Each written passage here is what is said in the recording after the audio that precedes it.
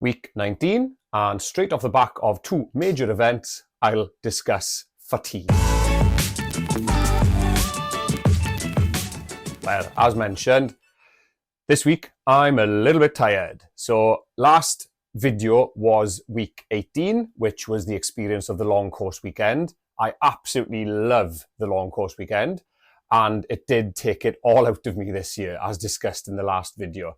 However, following on from that, I was looking forward to a calm week, but I forgot that I had a Half Ironman event on this weekend as well, just gone. I did expect the Half Ironman to be in 2 weeks, but for some reason I got my dates mixed up. Hey, we're all busy.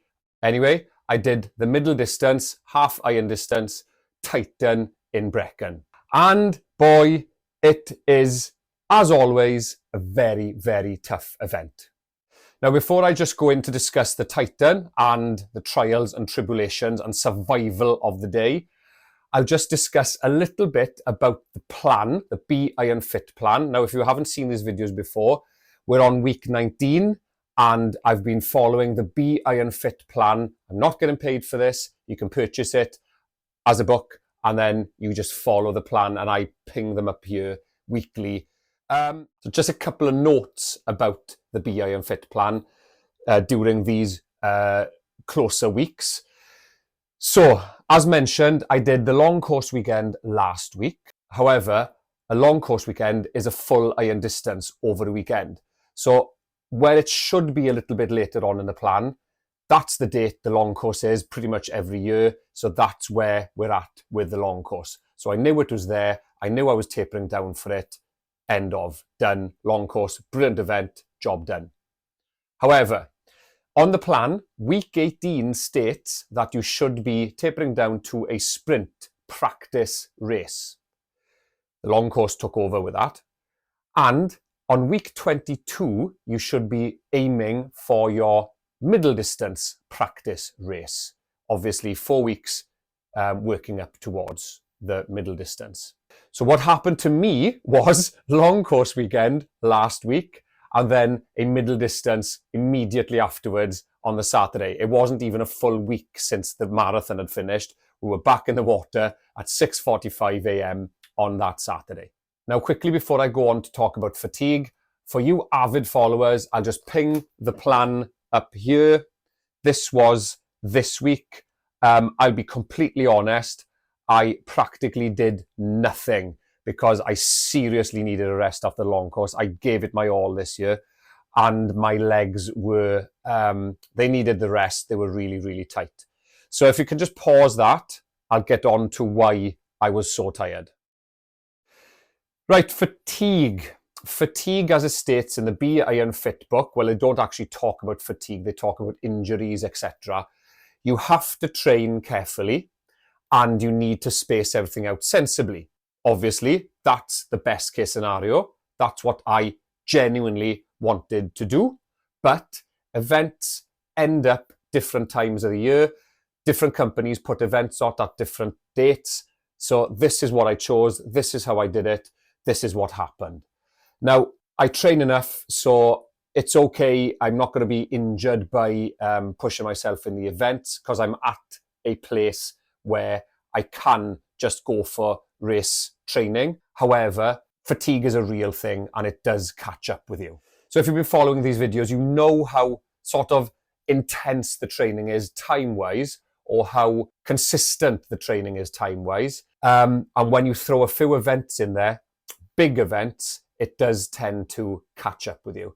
So the long course weekend was fantastic, but obviously even by the marathon on the long course weekend, as discussed in the last video, you do seize up. Your legs mainly do seize up. Your body fatigues as well. Electrolytes, nutrition really help out with that, but you can't help seizing up. And if you haven't got a physio, I just say it was a little gun, a little vibrating gun on my legs. That does help, but also you need professional physiotherapy as well, as discussed in earlier videos. This week as well, I'm a Duke of Edinburgh leader. I went on expedition for 3 days on the Monday, Tuesday, Wednesday, immediately after long course. I was sleeping in a tent, didn't have much sleep. The weather wasn't great. And then on Wednesday, I remembered that I was doing this Titan middle distance. So I rested. I made sure that I rested as much as I could, that I got the gun on. I got self-massaging as much as I could, taking my nutrition, looking after my eating, and resting as much as I could.